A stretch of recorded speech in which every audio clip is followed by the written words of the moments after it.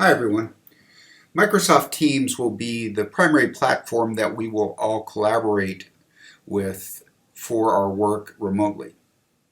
We'll continue with Microsoft Teams when we resume face-to-face operations. So it will be a good idea for you to start becoming familiar with it now. When you open Microsoft Teams, which is available as part of the Microsoft 365 suite, which we have a subscription for, you can see on the left-hand side of the screen there are multiple functions that are available to you. When you go to the Teams selection, you will see all the teams for which you have been registered. Some of you have already been working with Teams if you're part of a college committee.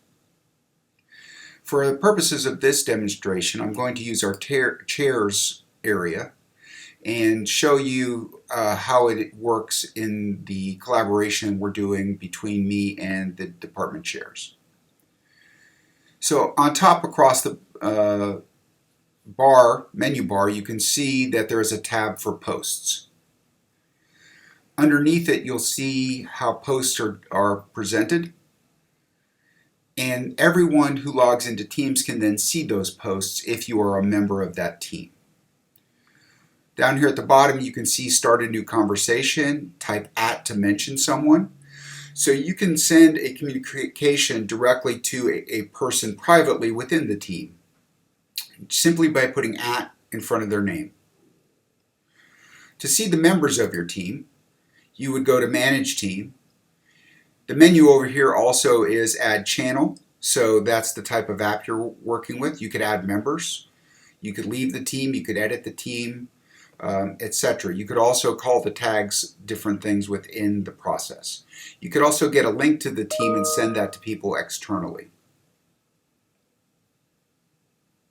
So to manage the team, you can simply go to that selection. You can see who the owner of the team is, and that person has control over who becomes part of it. You can see what apps are added to the team. There are far more apps available than what you have here in this particular example. If you wanted to add different apps, you would go to More Apps, and you would see that there are numerous examples of what can be added. Some of these are subscription based and others are not. So let's go back to Teams. And what I do suggest is that you add an app to your team for Adobe Sign. This will allow you to create PDFs that have the ability to be sent for signature to each other.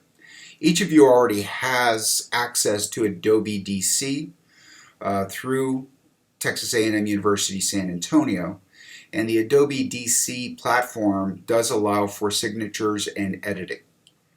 So once you add it here, you will end up going in and signing into your Adobe DC account through Texas A&M San Antonio, and you'll be able to use it within the Teams functions then.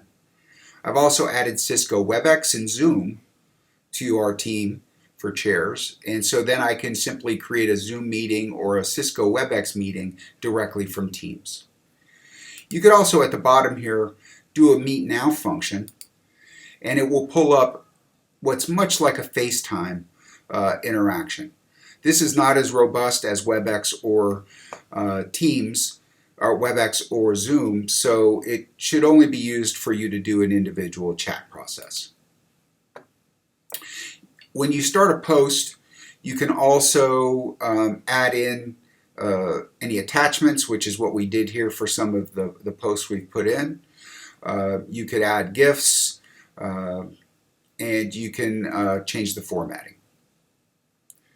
I've also added my calendar to Teams, so that way everybody on my team can see what my calendar looks like, and we can start to create some collaboration efforts.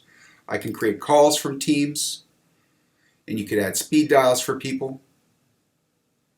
I could create assignments for people in my team if I'm the owner. And then, of course, going back to the chat part here, we could start an instant Zoom meeting, which I've added, or a Cisco WebEx meeting. In order to work with WebEx, you're going to have to set your WebEx site once you add it. So you would simply type site, which is webex.tamusa.edu. Hit enter and it'll register your site. And that way you will be able to easily access WebEx from within the system. So once you do that, you can start a WebEx meeting, and all I have to do is click here to join.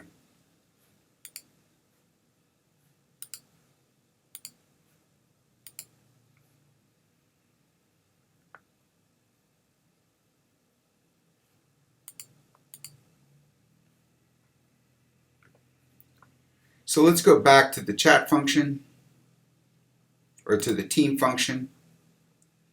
I also have Staff Notebook added in. This allows you to have a notebook that is a collaboration space for everybody in your group. You could also create private notebooks for yourself or for each individual in the team. That way you can add material and collaborate on projects across everybody within the group.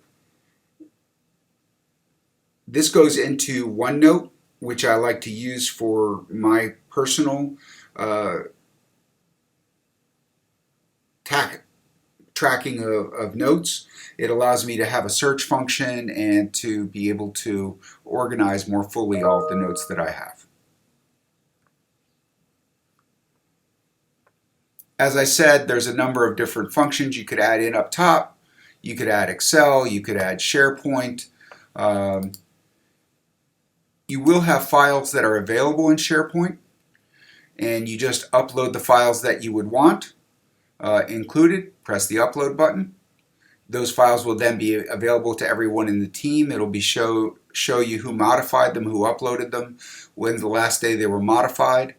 And you can work collaboratively to edit in Microsoft Word 365 on the cloud. So that's a brief overview of Microsoft Teams. Please try logging in and starting to play with it in the next day or so. We'll have a team built for all faculty members and staff. We'll start posting training videos to that particular team session, and you will also be able to create the teams you need for your other groups. Let me know if you have any questions.